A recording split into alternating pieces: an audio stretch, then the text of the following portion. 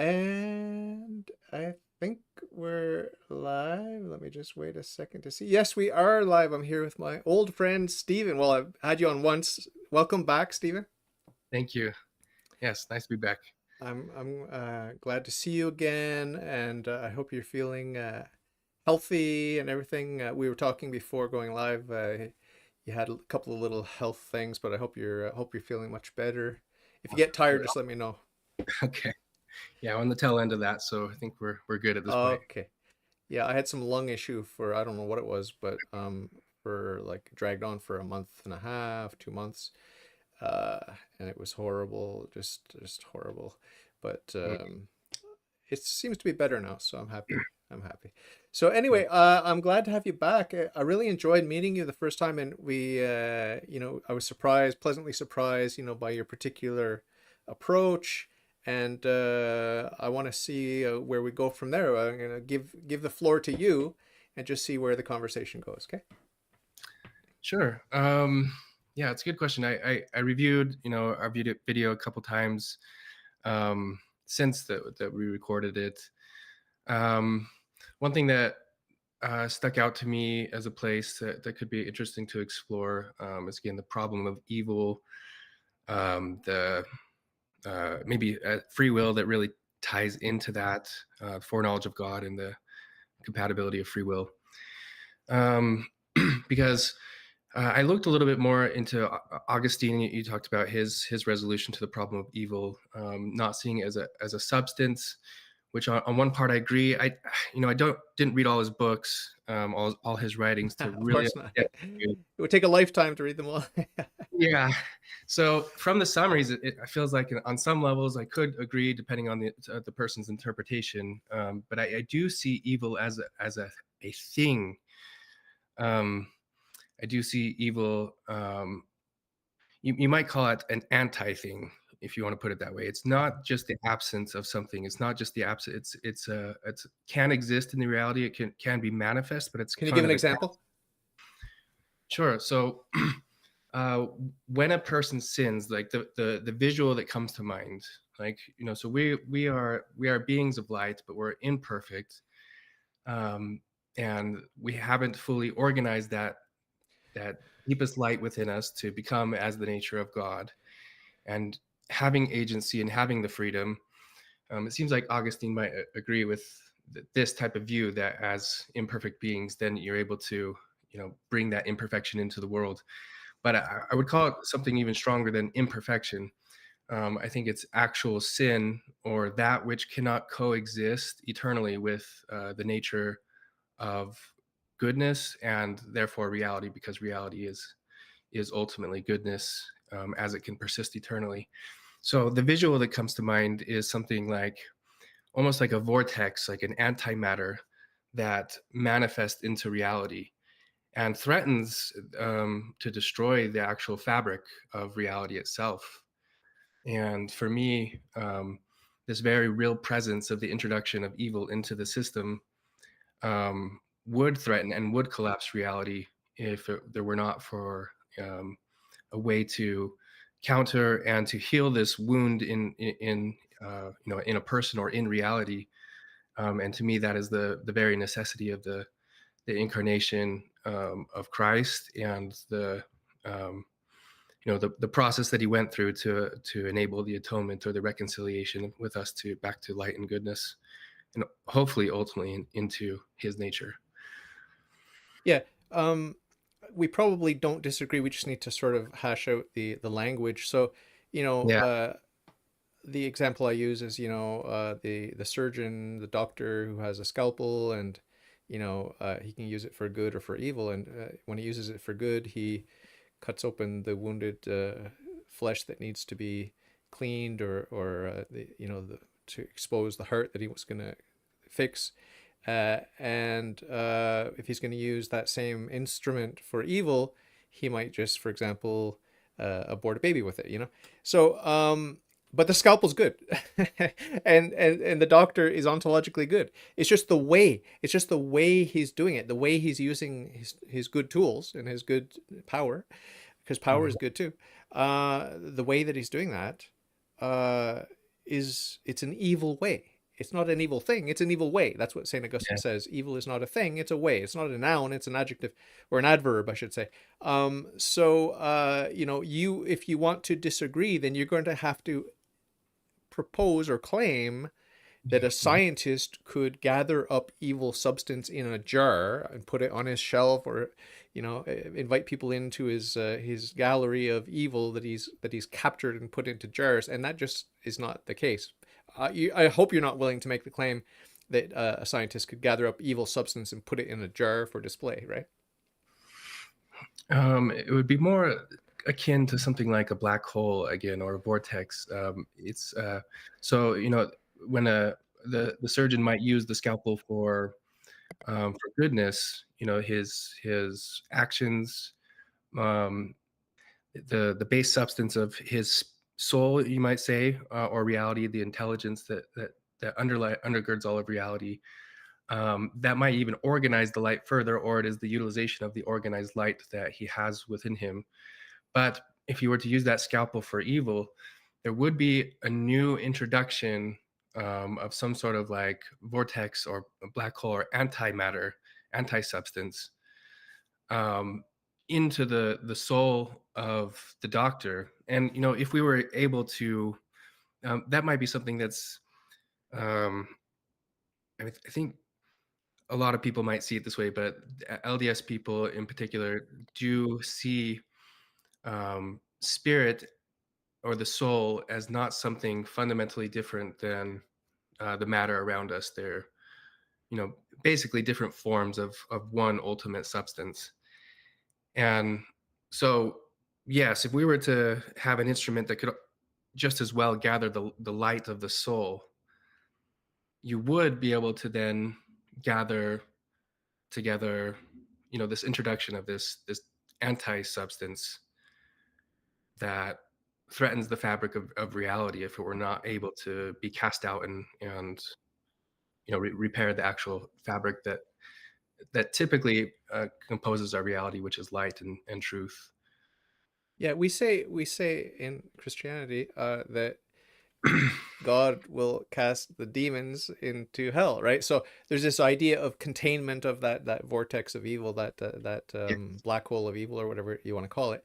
I call it an orientation toward the light, good angels or good humans, and then away from the light for the bad angels, the fallen angels, or evil men. You know, and you know we can. The thing is, while we're here on Earth in this fallen world, and even in the Garden of Eden before the fall, our free will means precisely that we can choose that orientation, okay, towards light, towards the light, which is God. And that means alignment with the will of God, submission to the will of God, adaptation to the will of God, and you know, cooperation with the graces of God, and that sort of thing. And then rebellion is when we do the opposite, or we neglect that. So that's how I see it.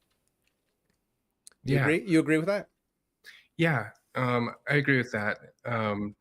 I think our views are in alignment then. The only thing that may or may not be difference is that I see that motivation, that orientation, or that will arising from something that at the base level that is of substance, you know, light and truth, Yeah.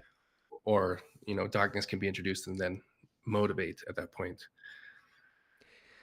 Yeah, yeah, yeah. So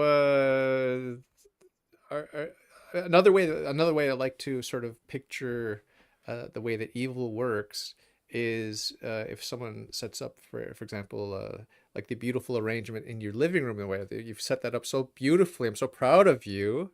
Yeah, yeah. Okay, or your wife. I'm just joking. Of course, that's a fake image, but it's probably a real set that they put together. They took a photo of it, right? It's like a Um, professional photo, a backdrop. Like it's like someone staged this. yes. Um, so it's very Truman Show. But by the way, my guest just sort of like couldn't figure out how to get rid of the background image, so that's we just stayed with it because it looks good. But I'm just joking around. But when it comes to arranging things nicely, like if you're an artist, you make a nice sculpture or painting or whatever, and then some environmental activist comes in and throws a can of soup at it. You know, satanic, it's evil. You know, it could be good. It could be good. I mean, there could be a good justification for that, but I'm just assuming in most cases there's not a good justification for destroying art, okay? Yeah, yeah, yeah. You know, if it's some pornography, yeah, okay, let's forbid it, ban it, and destroy it. You know, maybe not. I don't know, but you know, for the sake of my example, like if you have an enemy and they built a nice farm with nice systems that work in harmony and you sabotage it all, that's evil. You know, that's evil. But all of that equipment was ontologically good before he destroyed it, and it's ontologically good even though now it's out of joint. And that's what St. Paul talks about in the Bible, about the whole universe is out of joint and groaning under the sin, you know, the original sin and the actual sin. So Yeah, again, I think you would agree with that, right? yeah, that's right. Yeah. And it's just the understanding of those dark forces. You have more of a substantive element to it, and you know, so do I, to the extent that, like I said, there are demons and they're messing things up, and Yeah. we are spiritual creatures. You know, we have a soul and a spirit, and I just sort of discovered what the difference is, the technical teaching, the difference between soul and spirit is from a Catholic perspective. I'm curious what you would say as LDS about is there any distinction between soul and spirit, technically speaking, or how do you view that distinction, if there is one? Yeah, I think the terms have been used interchangeably at various points. Sometimes, uh, in the LDS terminology, they'll use soul to mean both spirit and body when they come together as one. Um, but people would be just as familiar with just using soul as a interchangeable term for spirit as well. And so for you, day to day, when you talk about you're comfortable talking about your soul, you're comfortable talking about your spirit, you use them interchangeably. You don't sometimes pick one over the other for the context, or no?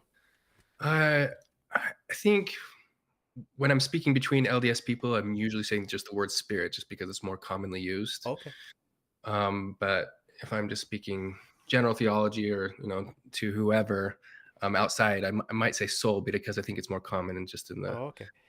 yeah. For us as Catholics, as I just learned, like I probably had learned it before and then just forgotten, okay, because it's not on the top of my priority list.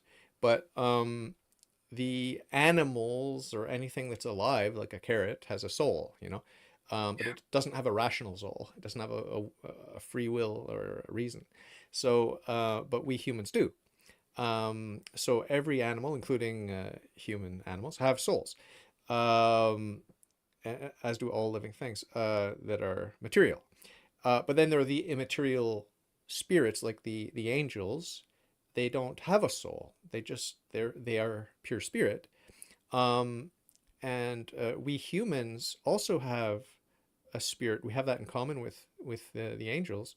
But the lower animals and obviously plants don't. They don't have spirit. They have a soul, but they don't have a spirit, because the soul is that part of the material being, the essence of that being that animates it. And we say technically there's a dogma of the Catholic Church that the soul is the form of the body. If you studied Platonic philosophy, you will Mhm. Yeah. understand, or even Aristotelian actually, but it has a slightly different spin on it. Mhm. But Yeah. the soul of the body. So that's the distinction that we make in the Catholic Church between soul and spirit. But day to day, I don't really talk about spirit unless I'm talking about God is pure spirit, the angels are pure spirit.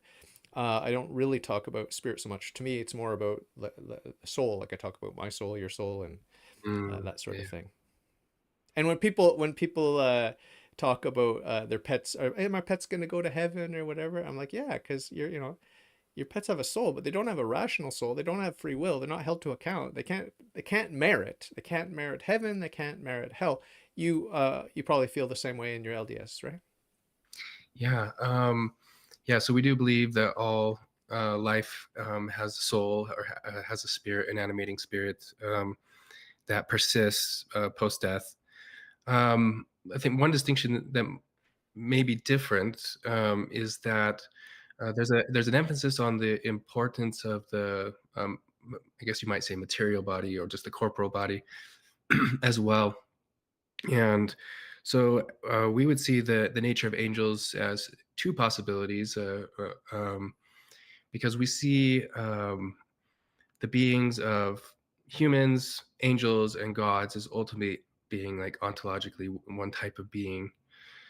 Um, and so angels would be could be somebody, post death, in their spirit form, and it would be spirit form in that case. But we also believe in the possibility of resurrected beings that are angels, that would then have a body, Uh-huh. and that is There's no kind of pure spirit. There's no pure spirit in your worldview. there is pure spirit, but it exists in a sort of a temporary state. The more perfected form in our theology is to have that pure spirit brought together with a pure body. Now that is different than our mortal bodies in the sense that this is corruptible material. We believe in a incorruptible, eternal material that's still corporeal, still material like unto these bodies right now, but cannot die, doesn't have the same limitations with the as the corruptible mortal bodies. And so that would be how we conceive of resurrected beings like Christ having a perfected body, and Christ did that in the image, we believe, of what his Father had done before him, and so that the Father also has a tangible body as well, but a perfected one. Yeah, I've understood that from talking to you and other other LDS recently. I've had a lot of them on, and it is interesting how diverse uh, some of the attitudes and opinions are. But having said that, I mean, just talk to 10 different Christians, you're going to get 10 wildly different points of view, and a lot of overlap, a lot of overlap, just like with the LDS, a lot of overlap. But Yeah. yeah, I find it refreshing. Even when I talk to Catholics, like even when I talk to Catholics on my podcast, I do find it refreshing that it's not just like, oh, here we go again, the same boring script. Like, okay, you're Catholics, I'm getting all the same talking points. No, everyone's coming with their own emphasis and their own experience and their own strengths and weaknesses. And the weaknesses sometimes are the most fascinating part, because that's where they have area for growth, room for growth, and myself included. And that's part of the joy of conversing, is we can sort of see if we have a weak spot, and then maybe figure out by the grace of God if we can improve, even if it's in the level of the intellect of just understanding, like I don't understand that, I don't accept that, okay, okay, and then Mm. finally through reading or prayer you can accept it. Yeah. So when's the last time you changed your mind about something that was significant to your religious life? I used to Yeah. think this, and then oops, okay, I got to change my mind about that, because those are watershed moments. Yeah, I've had several of those in my lifetime. Um, Trying to think the most recent, because I've had many refinements in the past years, things that are not watershed, but uh, Subtle. further insights to the nature of what I'm thinking of. Yeah. Um, but I would say probably 4 or 5 years ago is probably the last major fundamental shift. Um, and I would say that has to deal with, well, our infinite destiny as beings of light, um, simultaneously the the origin of reality itself. I had a what I feel is a new insight, um, for me into what the origin of all reality is, why it is, and what the implications are for us, in the infinity of our existence as well. That's a big one. Yeah, so that was very abstract, and yeah, it was probably the biggest shift in my view that I've had in my entire life. Now, I've had other ones, concerning evolution, etc., but this has really brought most of my questions I've had together into one unified narrative in this Ah, major shift. ah, wow. uh I want to talk about that. I want to talk about because that's predominantly what's on my mind. First things, ontology, this the source and summit of my faith, and you'll have your parallel in your faith. Um, so this, I'm guessing, because we talked before, I'm guessing that it has to do with the sort of idealism and the sort of that sort of Yeah. stuff. Is that right? That's right. Yeah. That's cool. That's cool. That's part of the thing I like about you, by the way. That's like I am naturally inclined to idealism, or like that whole Platonic thing. So I mean, I get excited whenever people talk about this. So I'll let you Yeah. talk about it again if you want to just share to my current viewers here, what that breakthrough was you had 4 years ago. Yeah. Um, it'll be hard to give a good narrative that's not going to take way too long to what led me up to this point and all the Yeah. questions that eventually converged to this point. But I think an easier way to describe it would be the kind of the logic that followed the insight, but then I was able to see why it is that this intuitive insight bubbled to the surface. Um, and I think one of the biggest things is to see it as, sorry, it's hard to put into words, but um, when you're thinking about a cause of all things, let's see, like the cause of reality itself. Um, for theists, oftentimes we can bring that back to God, but the immediate counter response from people who are not theistically believing, atheist or agnostic, is, well, then what created God?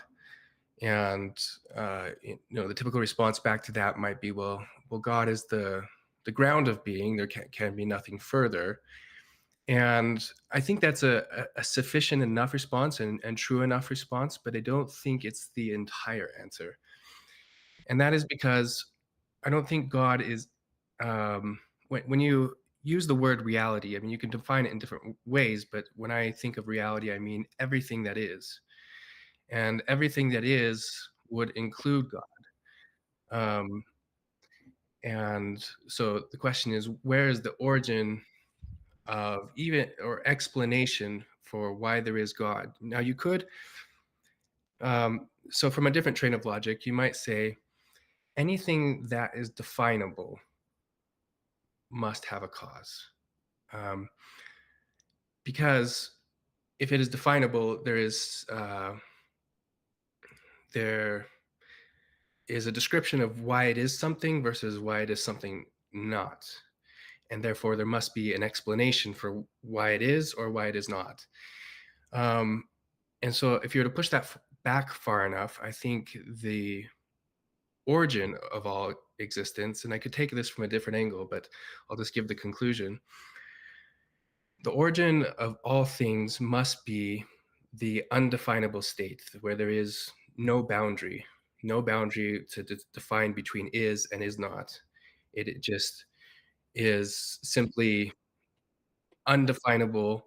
Another way to phrase it is the primordial chaos or potential, unbound, boundaryless potential, infinite boundaryless potential that is the primordial chaos.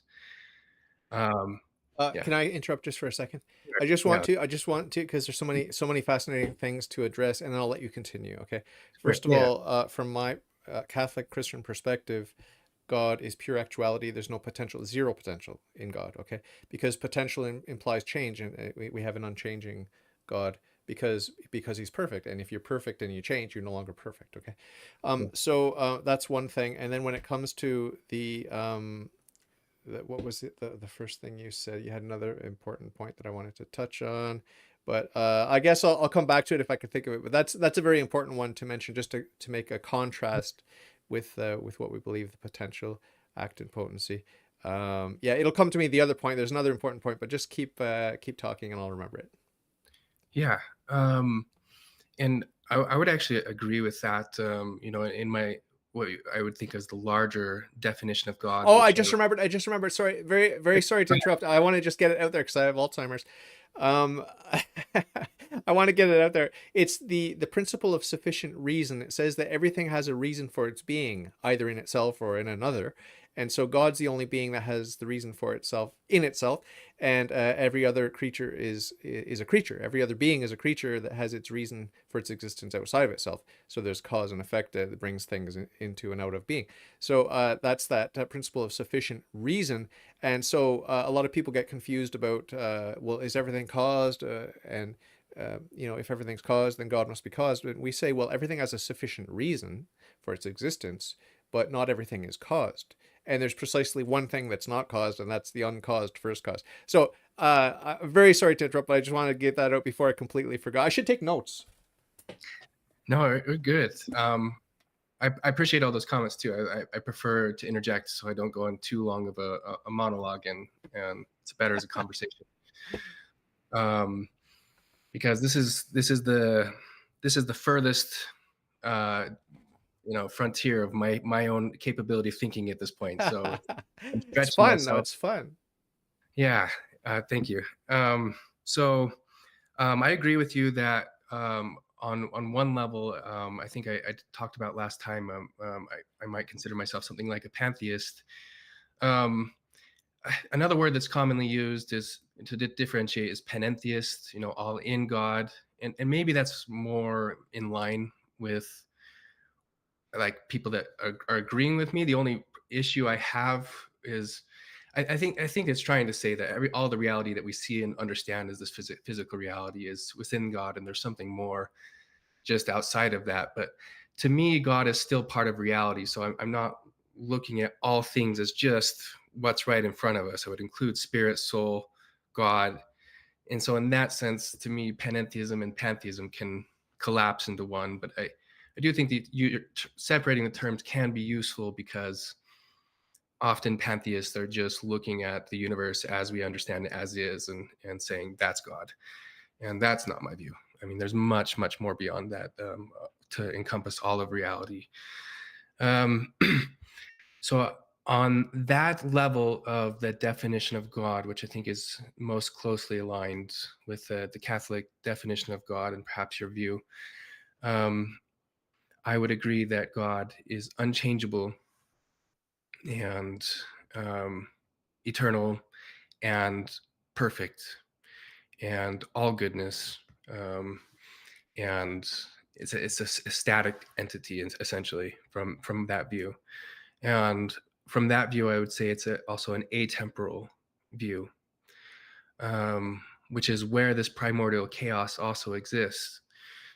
Space and time is not a thing in primordial chaos, right? There's no in boundaryless potential. It's before anything can be defined like space and time. So the arising of space and time, the arising of God, and I say arising, but this is atemporal, so it's in one sense instantaneous. Um, this is where I see the origin of all things, or upon which all things rest. And the problem is in boundaryless potential, in primordial chaos, there is the potential for everything that can coexist together. There's the potential for 1 + 1 = 2. There's math, the laws of physics that can exist, but there's also the potential for 1 + 1 = 5, and there's the potential for, um, in other words, it makes no distinction in boundarylessness between that which can coexist together, laws that can agree with one another, and those that do not. It's all completely unbounded and within the potential. So the question then arises: what could take a boundaryless potential, and within that, you can think of kind of an idea of a holograph, where in infinite boundaryless potential, there's these all the possibilities of boundaries also floating within this. And if I'm creating a boundary over here, I'm creating a positive one, and I'm creating a negative one, right? It's by these potential boundaries, it has the inverses of one another that are potentials for what could exist. But how could I get infinite potential to collapse into something that can agree? And the insight that I had was that this is not possible to do in a random configuration. It is not possible to collapse by this. The reason why is any random configuration taken out to infinity would at one point or another introduce one of the options of paradox into the system, and thus the whole solution collapses. So the only possibility that exists within all potential that allows it to actually collapse is a recursive um, system that can be able to see and all the potential variables simultaneously to see the infinite whole. And when you have that recursive connection between all things, that could allow that choice to actualize into reality. Now it's hard to put into to words, um, and what I would call that is uh, that recursive nature that's able to see all things inside of the infinite potential. It's one of the things that exists within it, and that can collapse it. That is the thing that we call consciousness or intelligence, and the consciousness or intelligence of it all collectively might be what we consider the mind of God.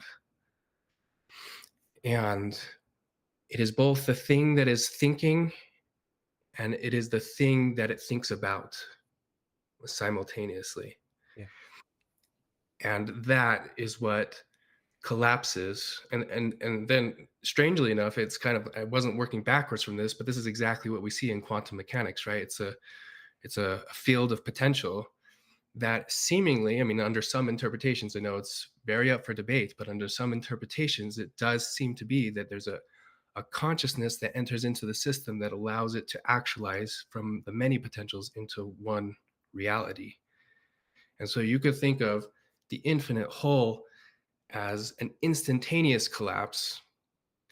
And then our consciousness, our conscious experience, space and time is rather the derivative experience of consciousness that um, allows us to interpret that which we were contemplating. If Yeah, yeah. I now, understand. I understand. I follow what you're saying, and it is trippy. It is very trippy to think about that, and we can get lost when we try to be in that headspace and also be here explaining that headspace, you know. But you know what I mean.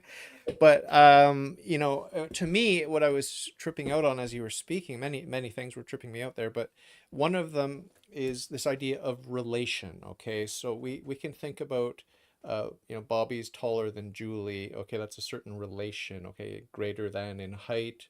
He's also heavier, so he's greater than in mass, and he's also fatter or whatever. So it's like many ways that you could be greater than. Okay, two is greater than one, and so on and so forth. All of these relations. Same thing with angles. Like we think about a triangle. A triangle has three angles, and a circle has infinite angles or whatever. And there's no such thing as a square circle because it's just a logical impossibility. So, but all of that, the reason that we know a square circle is impossible is because of the notion of relation and the reality of the incompatibility of certain relations. Okay, because you can't have three angles and four angles simultaneously. You can't, not in the same way and in the same place. Okay, so yeah, there are paradoxes and there are tricky workarounds, and we can invent mathematical spaces that have counterintuitive rules and these sorts of things. We've done all that, and that bears fruit in the natural sciences. Okay, but when it comes right down to it, you can't have a real contradiction in reality. And for me, it boils down to these relations, you know. And when we think about unity and we think about greater than, and you know, uh, we could build the whole number line. We could build all these systems of mathematics, and then that is something that applies to absolutely everything. Look at my workspace. Look at your workspace, or even our physical bodies, and think about the almost infinite, well, like, I mean, very large number of relations, right? And if we break everything down to that quantum level, as you mentioned, and I did work in quantum physics, um, it could boil down to numbers. It could boil down to relations, right? And we could look at the static situation. We could look at the dynamic situation over time, and it's all about numbers and relation. Okay, so there's a whole Pythagorean school of philosophy. There's sort of the mystical numbers, mystical relations, and even today there are people that subscribe to these kooky, New Age worldviews. But they're very interesting because at the root, there's a lot of truth to what they're saying. There's a lot of truth to it. They're importing superstition and different sorts of things and implications that aren't there. But when you're talking about the mind of God, I agree with you. As far as I could tell, a great deal. A great deal. That maybe the difference is that I don't see this chaos, the formless chaos or whatever it's called. I don't see that. I don't see that as superior to God or antecedent to God. I see the mind of God, um, knowing about relations, knowing about uh, the potential that is not in him, but that is in his finite creatures and his creation, because he formed it in his mind, and he didn't form it over time because there is no time in him. I mean, time is in him only as an eternal concept, So there's a lot of overlap here. It would be fun if we were genius enough to actually articulate it well enough to know where exactly the overlap is, but that's going to be very hard to do. Yeah, But I'm excited by this area of exploration, and I yeah, just wanted to throw one more thing out, and then I'll let you talk about it. It has to sure. do with I've talked about relation and number, but there's also this idea of rules. Okay, you can make a computer program, and people have done this, where it's a very simple game. Okay, it's a game. It's a fun game to play. Usually, it's called like the game of life or biological simulation, where you just have one or two or three rules, and then on the screen, graphically depicted, are uh, this evolution in the proper sense of the word, the change, the growth of Mm, some visual representation of how these rules apply, rules of interaction, rules of relation, and rules of number. And they're very simple programs to make, but they yield beautiful and surprising, delightful results. Okay. So I'm thinking about God, the mind of God, and how he contemplated in all eternity, not over time, but in eternity, contemplated and willed to have creation, and he understood all the relations and all these sorts of things and the rules, and how some things will not manifest because they're logical contradictions. That just there's no place for that. You know what I mean? So talk about all that. It's a lot to talk about. It's very abstract, but what do you think?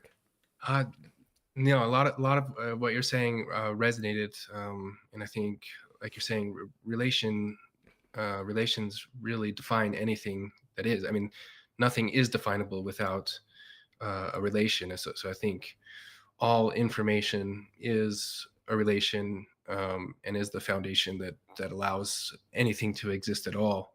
Um, these holographic, I guess, potentials in my mind that some are, like you said, some are able to coexist and therefore can actualize it into a reality, and then there are those that cannot. Um, now, this the paradoxes that cannot.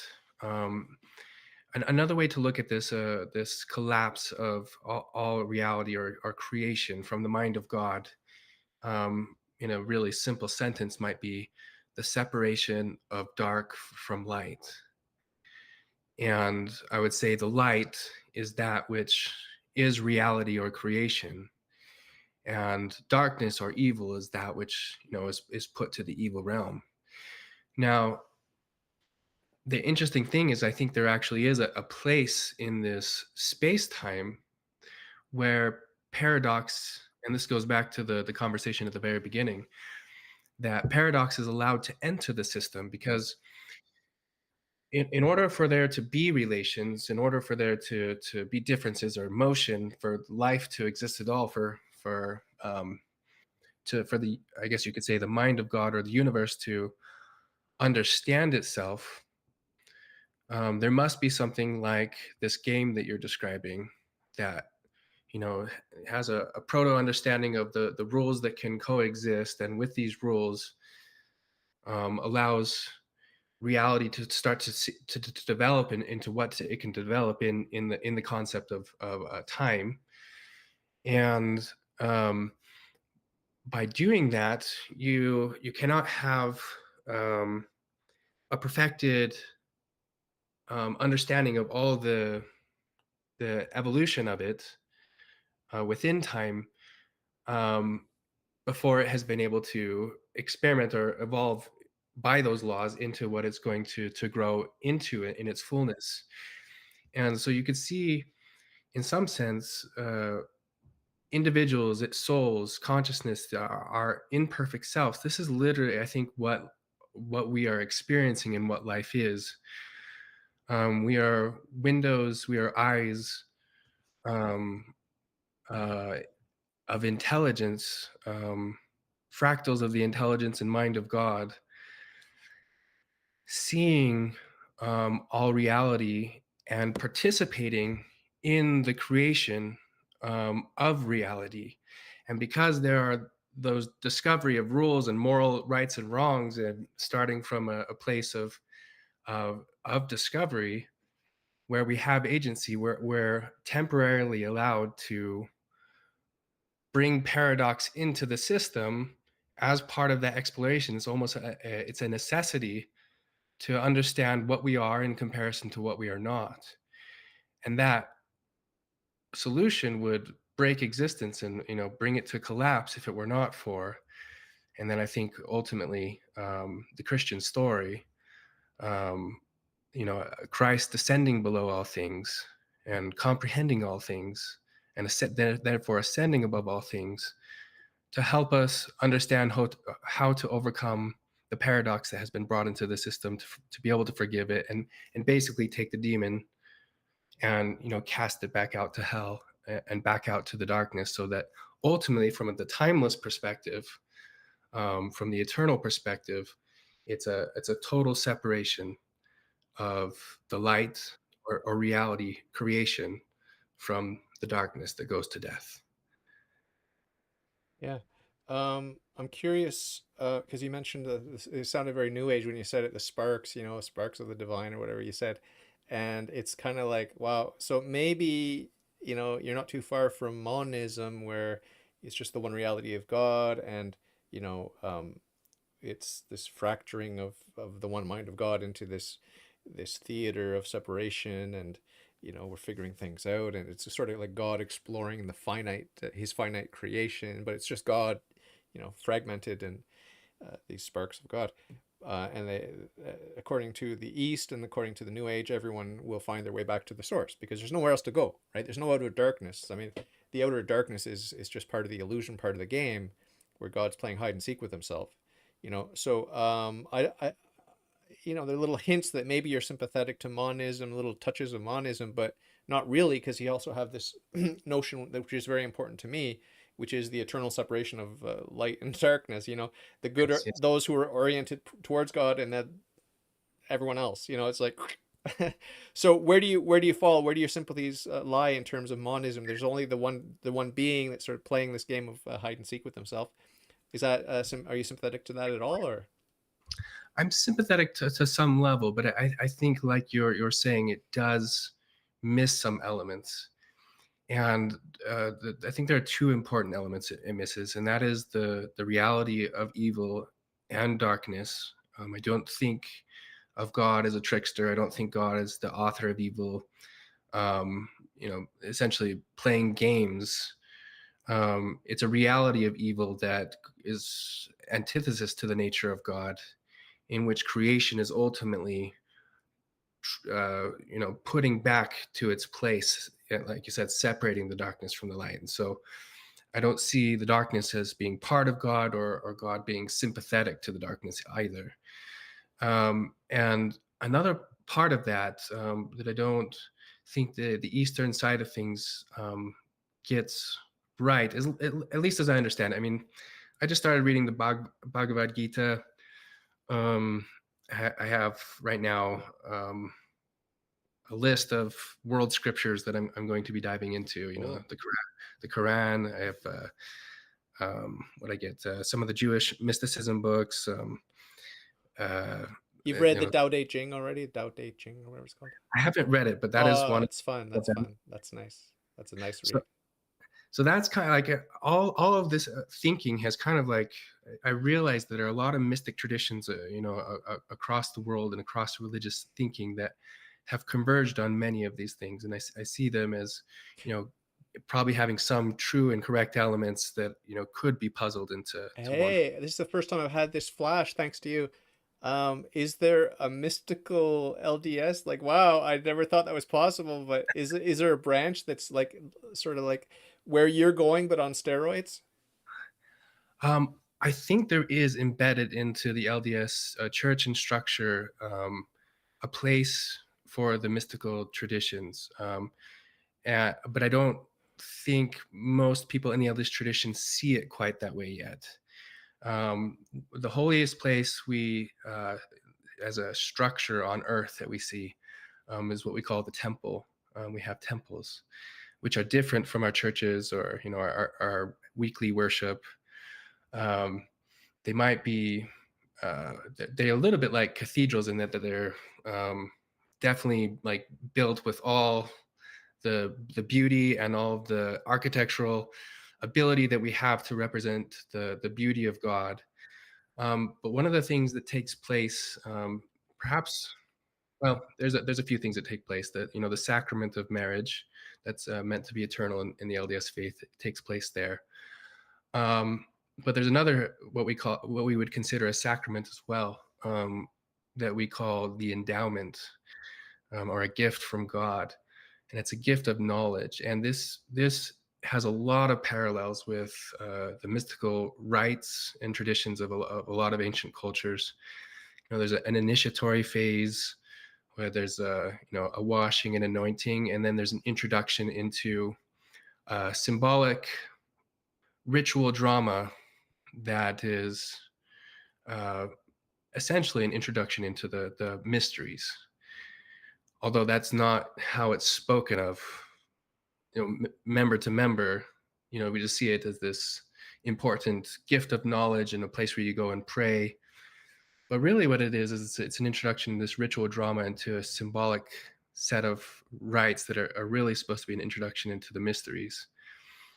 And so, yes, I actually, so I first did this a lot, and a lot of LDS people do this before they go on a 2-year mission. Um, that was my introduction into this. And so, one unique thing that you'll see with Latter-day Saints is people who have gone through this wear an undergarment that reminds them of the promises they made there. Okay. So that's tied. If you've ever heard of that, that's tied to having gone through those That's your ceremonies. white underneath the white there. Yeah, exactly. That's right. Yep. Mm. So um, I had, first of all, when I went in there, because it's not very spoken of in the everyday church, and a lot of people just assumed because I was really like faithful as a kid, and that I just like kind of knew or something. I didn't have a lot of preparation. Most people do get a lot more preparation, but everybody just kind of thought somebody else did it. And so when I went through this experience, it was a very foreign experience, like to me. Like I was like, what is this? This is the church I grew up in. Like this, it was a completely different type of learning. It definitely went from kind of the lower tradition, more Protestant type traditions in our weekly services. There's some of the more high traditions that you might be familiar with in Catholic or Eastern Orthodox. I would say it's a little, closer to that type of worship in the temple rites. And that was like I knew it was good, like inherently intuitively I felt good, but I also when I later went to Africa, I felt the same thing. It was like a cultural shock. Um, but I had that evening after going through that rites, and I won't go into my experience, but I'll just say that I had my own personal mystical experience that I was not expecting. It wasn't told me such a thing would happen. It wasn't like some sort of expectation. But I had a very private, personal, mystical experience that just opened up my mind to a new world. And I would say all my journey now, like delving into all the things that culminated up into this origin of the universe, the all of reality, this mystical type of thinking does come back to the experience that I had in there and my contemplation of those sacred mysteries and trying to understand reality through that lens. That is the source for me. Ah, very cool. My friend keeps asking me in the live chat. I, I don't think I've mentioned, but my friend Daniel showed up. But this is my friend Adrian. He's asking about the Kolob, Kolob. What is that? Yeah, Kolob is a star that we know very little. So Joseph Smith, he wrote many scriptures. One of the things that he wrote was the writings of Abraham, that he says he translated from an Egyptian papyri. And I think most people see that as kind of like the papyri, like the Book of the Dead, and that it was related to a lot of those things that he kind of took that as a trigger into this revelatory scripture of things that Abraham spoke of. And in these scriptures, it talks about Abraham speaking to the Egyptians and teaching them about star systems. And so in this kind of star systems, we see the galaxies rotating, we see everything rotating, and there's this idea that everything is ultimately rotating around one central place, which is the place of God. And Kolob would be the name that was given to the star, like the sun, but the star, the system, closest to where God, the embodied God, the Father, resides. Oh, So interesting. that's its own, like, very separate. Yeah. Yeah. He's probably just curious, or maybe he has a bone to pick with some of the stranger parts of your worldview, and you Right. know, It's a very unexplored part of LDS theology. you can go there by astral travel. Just go to Kolob. But I'm just kidding.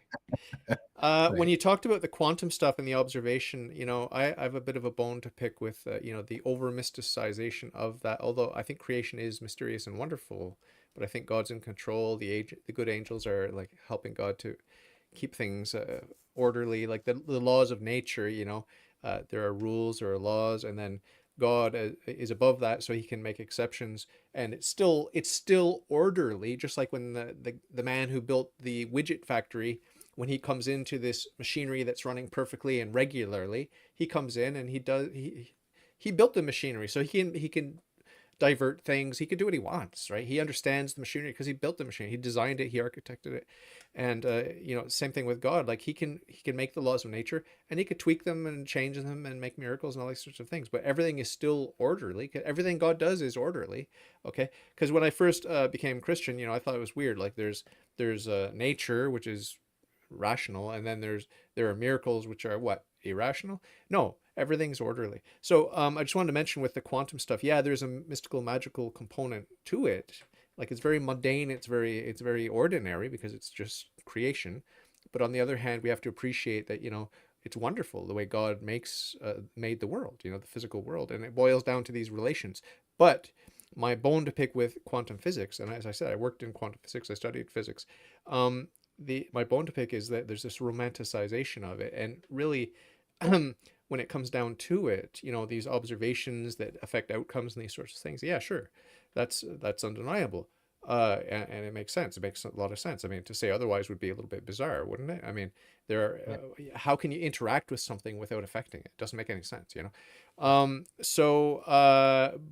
when it comes right down to it, the technology that we're using relies on quantum mechanics, and the observations that we could bring to bear on the technology would involve setting up high-tech expensive equipment and bombarding with whatever, and it's not practical to do, and there's no benefit to tampering with the quantum mechanics that's taking place in the technology that you and I are using. It's functioning in a very reliable, predictable way, and the wave function is a predictable shape statistically, when there you know, countless instances of these electrons moving around, whatever it is, the waveforms are highly reliable, one of the most reliable sciences that we've ever made, you know.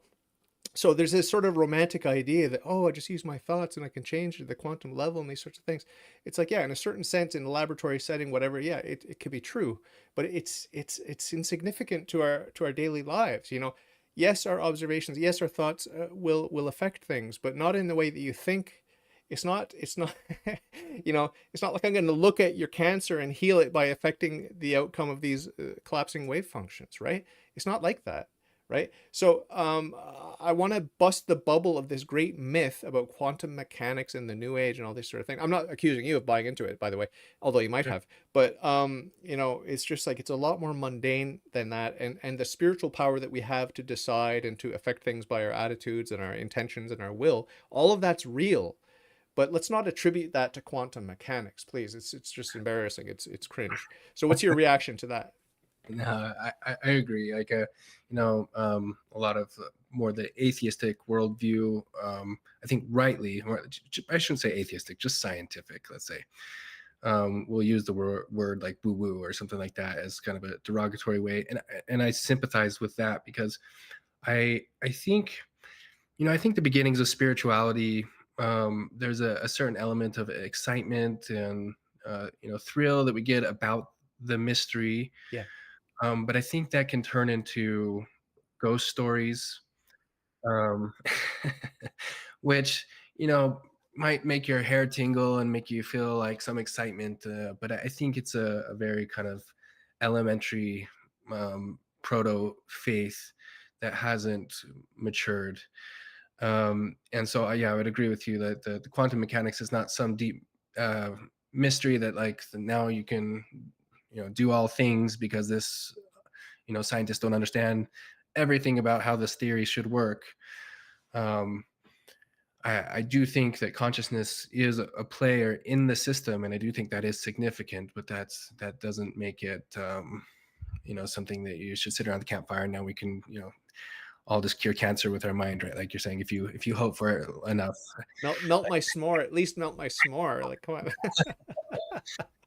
So I do think there's significance to it, but I agree with you that it's in the new age realm. It feels a little proto faith and not matured enough, where it's overutilized into to what I think is like ghost stories. Yeah. Yeah, but if we thought about, you know, from a Christian perspective, when I think about the Christian God, which I still think is, you know, radically different from your conception of God. Although I like the way you talk about, I do like the way you talk about God. You're my favorite LDS guy to talk to, by the way, and I'm not just saying that. But you know, when from a Christian point of view, when we think about the magic of being a creature of God and how we have the responsibility to choose wisely, choose life, and to, you know, to fight the spiritual battle and the angels and demons, and like I got a guardian angel, and you know, I got demons that want my soul, and it's like it's all very exciting. It's a lot more exciting than that materialistic atheistic you know, woo woo, like you said, about like, oh well, there is some, you know, I'm atheist but I still have all the magic because I got this stuff. So but you know, I don't think a lot of Christians really embrace the mystical of the mystical side of Christianity, and to really, even on a very basic level, thinking about it like God's watching, you know, God's watching me now. He's watching my decisions, and like I want to please him, and what pleases him is if I love myself and if I love my neighbor as myself. And how do I do that? Like, you know, it sounds it sounds more like a chore, and frankly, it kind of seems like a chore to me, you know, to be a good Christian. It's like, oh, I don't want to do that. I want to be selfish. But there's a romantic side to it. That's my whole point. It's a romantic Yeah. side to true religion. Yeah, and I agree with that. I think the most fundamental, the most motivating story is a story between good and evil, and I think that's where the deepest, most pure motivation will lie, is to understand that narrative and see yourself and understand yourself as embedded in the narrative of good and evil, and in the story of siding with God and being part of this beautiful creation that is life and existence. I think that, yeah. If you want to add to your reading list, because some people in the live chat are just suggesting it, and there's no pressure, but it's a good read.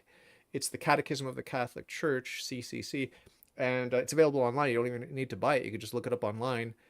St. Charles Borromeo website has a good indexed one where you can search by keyword and stuff like that. But if you want to get yourself a physical copy, it's not expensive, and it's the Catechism, the new Catechism. We've had catechisms throughout the years, but it's a good read, and it's not, it's not infallible per se, but there are infallible truths in there mixed in with, stuff that is changeable.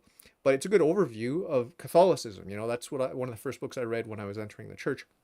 So there's no Mhm. pressure, but you got a reading list, and it might be a good one to add. It's a sort of hefty book. It's around 400, 500 pages, but Okay. it's easy to read. If you're interested in theology, it's easy to read compared to some more scholarly theological texts. It's pretty easy to read, and I'd highly recommend it. I enjoyed it. Yeah. Have you heard about it? I had heard the name, but I didn't know what it entailed, what the writings entailed. Like for whatever reason, just being unfamiliar, I think catechism gives me. It's probably related to another word that has something to do with like cemetery. I don't know.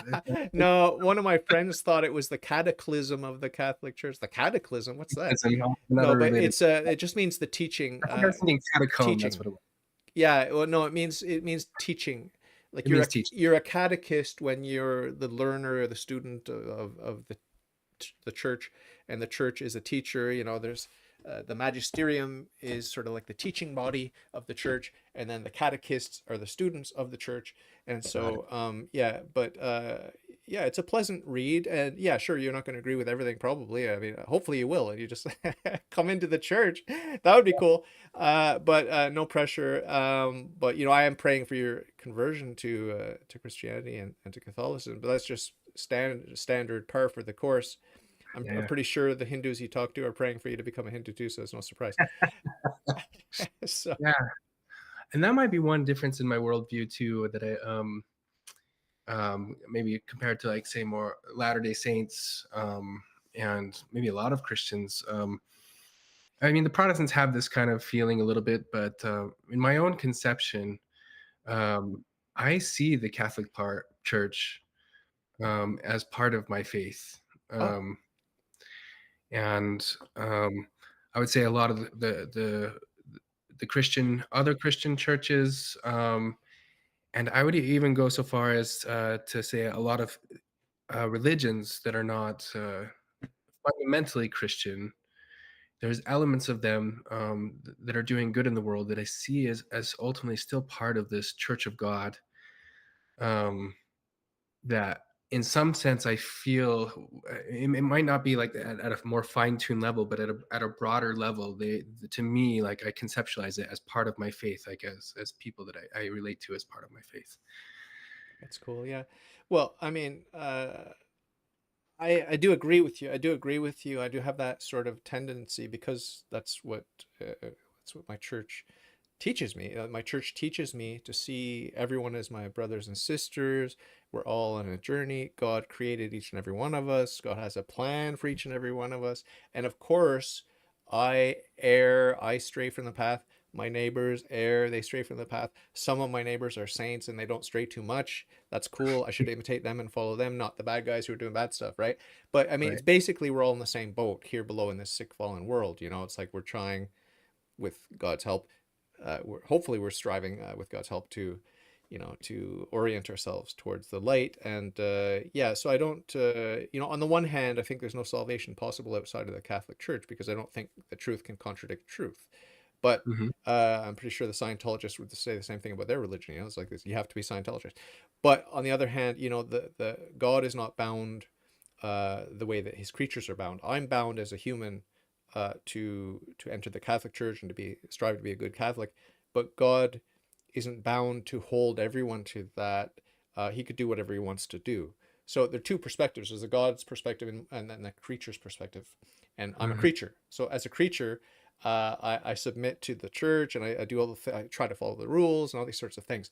But God could do what he wants, right? So it's a subtle point, and it sounds obvious to say it, but that's no one can gainsay God, and there are actually parables in the Bible where it reveals that paradox about God and um, how his wisdom is foolishness to us men. It's like we don't understand. And God said famously, one of my favorite phrases that God uses, he says, "My ways are not your ways," and my thoughts are not your thoughts. So stay in your lane. You're a creature. Just do your creature stuff, and I'll do the God stuff. And another one of my favorites is when God says to the Jews who are complaining about his ways, complaining that God's not fair, God's ways are not fair, and God says to them very bluntly, "Are you sure it's my ways that are not fair? Are you sure it's not your ways that are unfair?" So again, that distinction, between God's ways and our ways. So maybe you can just comment on that and leave us with a final thought, and we'll wrap things up here. Okay. Um, I don't know if I have a ton of comment. I agree with that. Um, it's we are finite beings, and we cannot fully, comprehend the mind of God in this mortal state. And I do see his work in his hand throughout the world, and all I think all his children who desire to come unto him, who desire to seek after truth, that he's not a God that withholds himself from his children, from his creations. I do believe that he loves and cares for us and will reveal to us all the light and the knowledge and the love and the truth that we are prepared to handle in our, in our unique journeys, that are an overarching part of his ways and his plans. And I see life and existence as the greatest story ever written. It's a music. It's like a music and a dance of the greatest sort. That it's infinite and uh, the ultimate beauty. And so, in that sense, I don't fear God as a punitive God.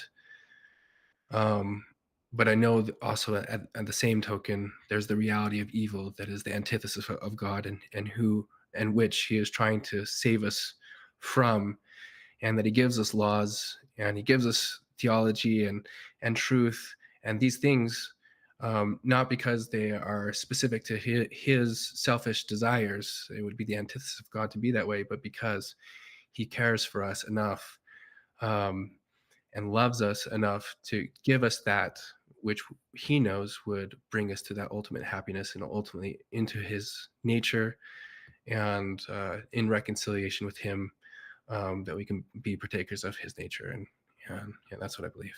That's cool. Someone keeps asking if your bishop knows that you're sort of reading this non-LDS approved literature. I just talked to a guy a couple times who was just recently excommunicated from the LDS because he's sort of angry with the sexual abuse stuff. But that's just a side note. But when it comes to like getting your bishop's approval, that seems a little bit heavy-handed to me. But you could just respond to that silly question anyway. Sure. No, yeah, something to that level. Yeah, people wouldn't think of like going and getting permission from a bishop or whatever. And he knows, like, I have a good relationship with the bishop in my local ward, and he knows that I like to read and Ah. explore different theologies. Now, if I were to go up and just like start shouting from the pulpit and telling everybody that all these additional beliefs that and the worldview that I have, that they're all mistaken, and they need to think of it in my way, that might become problematic. But I think, especially being a non-creedal faith, is a ability to explore truth wherever it's found, and in your own personal journey and growth towards God. That's very encouraged, I would say. You I can't help but notice. I mean, you look Chinese. Did you tell me? Do you have any Chinese blood? I don't. Have you heard Yeah, that? Have you heard that before? I definitely have. Yeah, something in the eyes. And the Fu Manchu, like you have a full beard, but the way the beard grows, the way it Wait, grows, wait. the way it grows, like that mustache, the way it goes down, it's a good look. It does give you a certain air of wisdom, like you're again, Old that Chinese Chinese man. wise man, you know what I mean? Yeah, yeah, yeah.